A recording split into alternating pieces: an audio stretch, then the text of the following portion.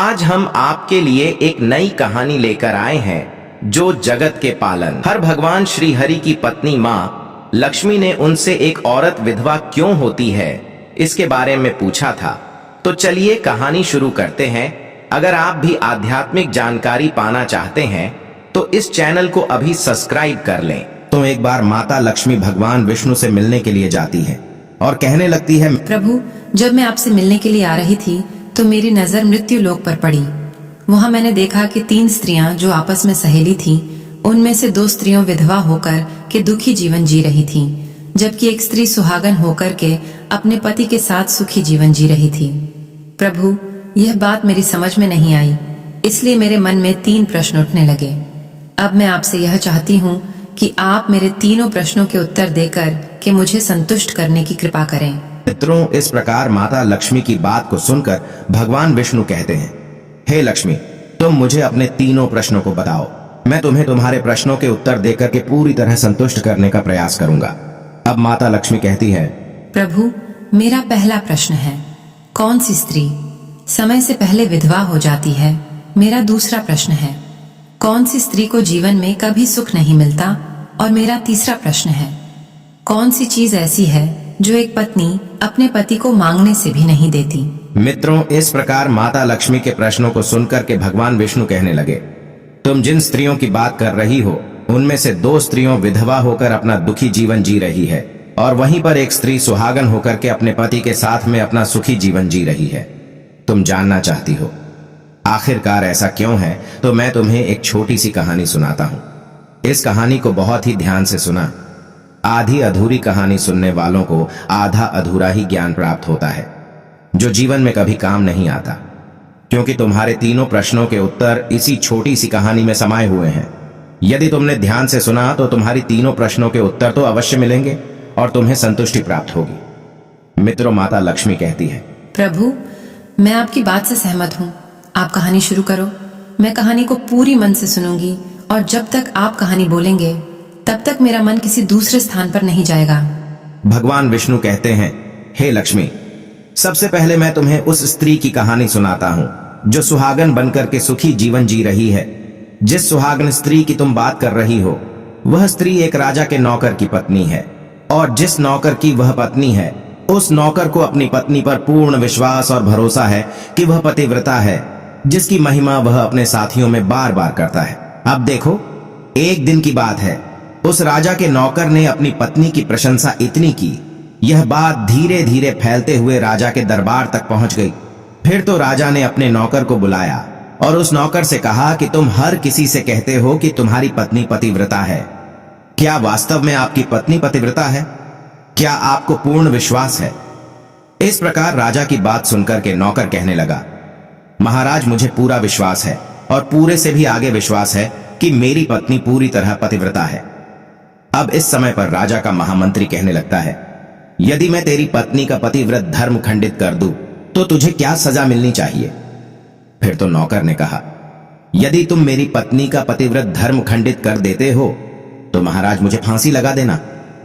अब उधर वह राजा का नौकर भी मंत्री से कहता है, यदि महाराज यह मेरी पत्नी का पत्नी व्रत धर्म खंडित नहीं कर पाए तो इनको सजा क्या मिलनी चाहिए? तो राजा ने कहा कि मंत्री को भी फांसी की सजा दी जाएगी। फिर भगवान विष्णु कहते हैं, लक्ष्मी मंत्री ने स्वीकार कर लिया और नौकर से पूछा कि क्या वस्तु लाऊं जिसे तू माने कि मैं तेरी पत्नी का धर्म खंडित करने में सफल हुआ? तो नौकर ने कहा, मंत्री, यदि तुम मेरे घर से जाकर के मेरे विवाह के समय पर मुझे एक पटका मिला था और एक कतार मिली थी, वह मेरी पत्नी ने बहुत ही संभाल कर रखी है, जो सुहाग की निशानी मानी जाती है। यदि तू पटका और कतार लाकर मुझे दिखा दे तो मैं मान जाऊंगा कि मैं मेरी पत्नी का धर्म तूने पूरी तरह नष्ट कर दिया है। अब शर्त स्वीकार हो जाने के बाद में वह मंत्री शहर में जाता है और एक दुती से जाकर मिलता है। वह दुती हमेशा एक दूसरे से भिड़ने का काम करती थी और जो काम कोई नहीं कर पाता वह काम करने में वह सक्षम थी।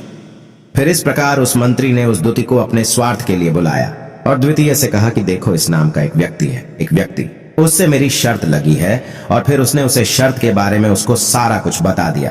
फिर वह दुती से कहने लगा, तू कैसे भी करके उस स्त्री से मेरा संपर्क करवा दे, तुझे जितना धन चाहिए मैं उतना धन दूंगा, इस प्रकार मंत्री की बात सुनकर के दुति कहने लगी, भाई तू उस औरत के बारे में बात मत कर। वह औरत पूरी तरह से पतिव्रता है, तेरी ओर थूकेगी भी नहीं, तेरी शक्ल भी नहीं देखेगी, और उनके परिवार के व्यक्ति खूंखार है, तेरी खाल उतार लेंगे। तो मंत्री कहने लगा, ठीक है, यदि तू मेरा उससे संपर्क नहीं करवा सकती है तो एक काम कर दे, उसके घर जाकर के पटका और कतार चुरा कर ला दे, और उसकी पत्नी के गुप्तांग के पास में यदि कोई चिन्ह हो तो वह चिन्ह भी मुझे देख करके बता दे, फिर मैं तुझे मुंह मांगा इनाम दूंगा। यह बात दुति की समझ में आ गई और उसने कहा, ठीक है, मैं तुम्हारा काम अवश्य करूंगी। नौकर शहर में रहता था। दुति नौकर के घर जाती है, उसकी पत्नी से जाकर बोलता है, बेटी मैं तेरी पति की बुआ हूं, मैं कई वर्षों के बाद आई। फिर उस स्त्री ने कहा, मैंने आपको पहले कभी देखा नहीं, इसलिए पहचान नहीं पाई। और इस प्रकार उस दुति को उस नौकर की पतिव्रता स्त्री ने बहुत बड़ा सम्मान दिया, मगर उसे क्या मालूम था कि यह उसके साथ में छल करने आई है। अब भगवान विष्णु कहते हैं, लक्ष्मी इस प्रकार वह दुति उस पतिव्रता स्त्री के साथ में 2 दिन तक रुकी। जिस समय वह स्त्री स्नान करने लगी तो दुति उठ करके उस पतिव्रता के कमर रगड़ने लगी। उस पतिव्रता स्त्री ने बहुत मना किया, फिर भी वह दुति नहीं मानी और कहने लगी, तुम मुझे तो बेटी से भी प्यारी लगती हो तो मना मत करो, काफी दिनों के बाद में मेरी तुम्हारी मुलाकात पहली बार हुई है। अब ऐसा कहकर के वह दुति मुख पर हाथ फिराने लगी। फिर आंखों को धोने के बहाने से उस दुति ने उसे पतिव्रता स्त्री की आंखों पर पानी मार दिया और उसे स्त्री की आंखें बंद हो गईं। इस प्रकार गुप्तांग के पास में जांघ पर तिल था जो दुति ने देख लिया, बस उसका काम बन गया। उधर स्नान करने के बाद में जब वह पतिव्रता स्त्री रसोई में खाना बनाने गई तो दुति को मौका मिल गया और उसने पटका और कतार उस नौकर के घर से चुरा ली और वहां से एकदम से भाग गई।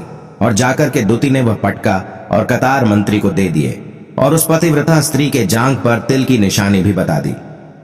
मंत्री सीधा राजा के दरबार में पहुंचा और राजा से जाकर कहा, महाराज, मैं नौकर की पत्नी के साथ में 2 दिन बिताए और यह पटका तथा कतार उसी के हाथों से लेकर आया हूं। फिर तो राजा ने दरबार लगाया और नौकर को बुलाया तथा महामंत्री से सभा में पटका और कतार नौकर को दिखाने के लिए कहा। फिर राजा की आज्ञा पाकर के मंत्री ने उस नौकर को पटका और कतार दिखाई और उसकी पत्नी की जांघ पर तिल भी बताया तो नौकर मान गया कि वास्तव में आज मेरी पत्नी ने अपना पतिव्रत धर्म पूरी तरह से भंग करवा लिया। भगवान विष्णु कहते हैं, लक्ष्मी, फिर तो राजा ने फांसी का दिन 15 दिन के बाद में रख दिया और कहा कि नौकर को 15 दिन के बाद में फांसी पर चढ़ाया जाएगा। और इस प्रकार से नौकर से उसकी अंतिम इच्छा पूछी तो नौकर ने कहा कि मैं अपनी पत्नी से अंतिम बार मिलना चाहता हूं। इस प्रकार राजा ने उस नौकर को आज्ञा दी कि ठीक है, तुम अपनी पत्नी से मिल सकते हो। फिर नौकर अपने घर गया और अपनी पत्नी से कहा कि आप मेरे साथ में बहुत बड़ा विश्वासघात किया। मैंने आपके विश्वास पर मंत्री से ऐसी शर्त लगाई थी कि राजा के दरबार में राजा के सामने मैंने कहा था कि मेरी पत्नी का पतिव्रत धर्म कोई नष्ट कर दे तो मुझे फांसी लगा देना। अब मुझे 15 दिन के बाद में फांसी लगा दी जाएगी। मेरे साथ विश्वासघात करके तुमने ठीक नहीं किया।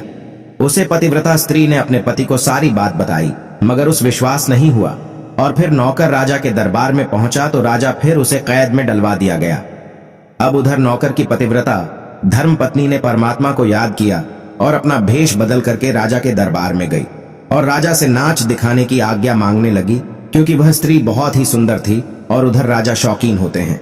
इसलिए राजा ने आज्ञा दे दी कि सभी मंत्री आदि उपस्थित होकर के इस सुंदरी का नाच करवाने की पूरी व्यवस्था करी। भगवान विष्णु कहते हैं, लक्ष्मी, फिर तो सब मंत्री, महामंत्री, राजा आदि दरबार में उपस्थित हुए और फिर उस नौकर की धर्म पत्नी ने जब नाचना शुरू किया तो राजा को उस स्त्री का नाच बहुत ही सुंदर लगा। और फिर राजा ने कहा, तुम मुझसे क्या मांगना चाहती हो? तुम जो भी मांगोगी मैं तुम्हें वही दूंगा। फिर उस नौकर की पतिव्रता स्त्री ने कहा, महाराज, आपकी सभा में मेरा चोर है जिसने मेरे रुपए लिए थे मगर आज तक वापस नहीं दिए, उसे फांसी की सजा दे दीजिए। अब राजा ने कहा, ठीक है, बताओ मेरे दरबार में तुम्हारा चोर कौन है, उसका नाम क्या है, मैं उसको फांसी की सजा अवश्य दूंगा। भगवान विष्णु कहते हैं, फिर उस नौकर की पतिव्रता स्त्री ने कहा, महाराज, आपका मंत्री मेरा चोर है, आप इनको फांसी की सजा अवश्य दें। अब उधर जैसे ही मंत्री ने सुना कि यह सुंदरी मुझे अपना चोर बता रही है तो मंत्री कहने लगा, महाराज, मैं कसम खाकर कहता हूं कि मैं इसका कभी कुछ नहीं चुराया है। मैंने इसे आज तक कभी देखा ही नहीं है, तो मैं चोरी कैसे कर सकता हूं? मैं आज तक इसकी शक्ल ही नहीं देखी है। अब भगवान विष्णु कहते हैं, लक्ष्मी जैसे ही मंत्री ने कहा कि मैं सुंदरी की आज तक शक्ल ही नहीं देखी है, तो वह सुंदरी कहने लगी, महाराज यह मंत्री मुझे जानता नहीं है, तो आप इससे यह पूछो यह पटका और कतार कहां से लाया था। मैं उस नौकर की पत्नी हूं जो आपके यहां पर नौकरी करता है, और आप मेरे निर्दोष पति को फांसी चढ़ने वाले हैं। अब मैं आपको पूरी दस्त सुनती हूं। यह जो आपका मंत्री है, इसने मेरे पास में अपनी एक दूती को भेज करके मेरी जांघ के दिल का पता लगाया, और उसी ने यह पटका और कतार चुरा करके इसको ला करके दी और आपके मंत्री के द्वारा भेजी गई। दूती जब मेरे घर पर आई थी तो उसने मुझसे कहा था कि वह मेरे पति की बुआ है और वह पहली बार आई है, इसीलिए मैं उसको पहचान नहीं सकी। और महाराज, जिस प्रकार मैंने उस स्त्री को अपने यहाँ पर बहुत बड़ा सम्मान दिया और अपने घर पर उसके ठहरने की व्यवस्था की, और इस प्रकार उस नौकर की पतिव्रता स्त्री की बात को सुन करके राजा ने दूती को बुलाया। फिर उस दूती ने राजा को सारी सच्चाई बता दी, जिससे राजा ने उस नौकर को रिहा कर दिया और मंत्री को फांसी पर चढ़ा दिया। भगवान विष्णु कहते हैं, लक्ष्मी इस प्रकार उस नौकर की पतिव्रता स्त्री ने अंत में राजा से कहा, महाराज मैं अपने पति से बहुत प्यार करती हूँ, मैं एक चरित्रवान स्त्री हूँ, कभी भी मैं अपने पति का नाम तक अपने मुंह से नहीं लेती। भगवान विष्णु कहते हैं, लक्ष्मी मेरी कहानी पूरी होती है, अब तुम अपने तीनों प्रश्नों के उत्तर सुनो। तुम्हारा पहला प्रश्न था, कौन सी स्त्री समय से पहले विधवा हो जाती है? तो जो स्त्रियां अपने पति का नाम लेती हैं वह समय से पहले विधवा हो जाती है, क्योंकि पति का नाम लेने से पति की उम्र कम हो जाती है और समय से पहले ही उनके पति की मृत्यु हो जाती है। ऐसी स्त्रियां जो पति का नाम लेती हैं समय से पहले ही विधवा होकर के एक दुखी जीवन जीती है। बस यही राज की बात है कि तुम जिन 3 सहेलियों की बातें कर रही थी, उनमें से 2 विधवा थी और एक यह नौकर की पत्नी थी जो पतिव्रता स्त्री थी। यह पतिव्रता स्त्री कभी भी अपने पति का नाम मुंह से नहीं लेती थी, और उधर वह 2 स्त्रियों जो विधवा होकर जीवन दुखी होकर जी रही है, वह हमेशा अपने पति का नाम लेकर ही बुलाती थी, जिसकी वजह से उनके पति की उम्र कम हुई और फिर वह दोनों स्त्रियां समय से पहले ही विधवा हो गई और आज वह दुखी जीवन जी रही है। इसलिए कभी भी स्त्रियों को अपने पति का नाम अपने मुंह से नहीं लेना चाहिए। अब तुम्हारा दूसरा प्रश्न था, कौन सी स्त्री को जीवन में कभी सुख नहीं मिलता है? तो समझ लो, जो स्त्रियां अपने पति के बिना अनुमति के किसी तीर्थ स्थान या उत्सव में जाती हैं, उनके जीवन में कभी सुख नहीं आता। ऐसी स्त्रियां जीवन पर दुखी रहती हैं और उन्हें पति का कभी प्रेम नहीं मिलता। भगवान विष्णु कहते हैं, लक्ष्मी तुम्हारा तीसरा प्रश्न था कि ऐसी कौन सी चीज है जो एक पत्नी अपने पति को मांगने से भी नहीं देती? तो समझ लो, वह चीज गाली है। एक चरित्रवान स्त्री कभी अपने पति को गाली नहीं दे सकती, और जो स्त्री गाली देती है वह स्त्री कभी चरित्रवान नहीं होती, और ऐसी स्त्री जीवन भर रोती है, उसके जीवन में कभी सुखी नहीं आती, और समय से पहले ही ऐसी स्त्री विधवा हो जाती है। मित्रों, इस प्रकार कहानी सुनने के बाद में माता लक्ष्मी पूरी तरह से अपने तीनों प्रश्नों से संतुष्ट होकर कहती हैं, प्रभु, वास्तव में जो स्त्री चरित्रवान होती है वह कभी दुखी जीवन नहीं जीती है, क्योंकि ऐसे घर में लक्ष्मी का सदा वास होता है और वह घर धन धान्य से हमेशा भरपूर बना रहता है। ऐसी स्त्रियां हमेशा घर को स्वर्ग बना देती है। तो दोस्तों, यदि आपको यह वीडियो पसंद आई हो तो प्लीज आप हमारे चैनल को सब्सक्राइब अवश्य करें, वीडियो को लाइक करें और दोस्तों सच्ची श्रद्धा से कमेंट में जरूर लिखें। जय श्री राम। प्रिय मित्रों, वीडियो को अंत तक देखने के लिए धन्यवाद। जय श्री राम।